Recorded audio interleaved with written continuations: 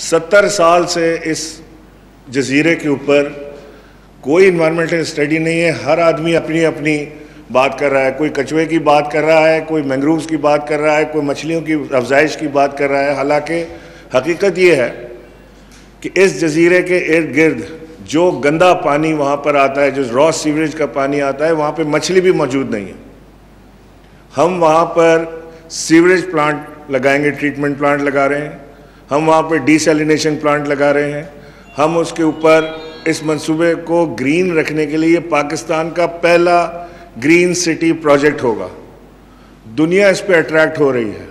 जो वज़ीर आज़म का विज़न है इस मंसूबे के लिए, उसका सिर्फ एक रीज़न है। उसका रीज़न ये है कि पाकिस्तान को फॉरेन एक्सचेंज मिले। ये कोई ये ना समझे कि ये सिंध का हक मारा जा रहा है। ये सिंध को उसका हक दिया जा रहा है। ये जो आइलैंड है ये सिंध में ही रहेंगे। ये आइलैंड यहाँ से उठा के इस्लामाबाद या पंजाब नहीं ले जाए जा रहे। इन आइलैंड का रेवेन्यू सिंध हुकूमत को ही मिलेगा। इन आइलैंड की आमदनी सिंध हुकूमत को ही मिलेगी, सिंध में ही खर्च होगी। ये मैं आपको वज़ीर आज़म की गारंटी आपको मैं बता रहा हूँ।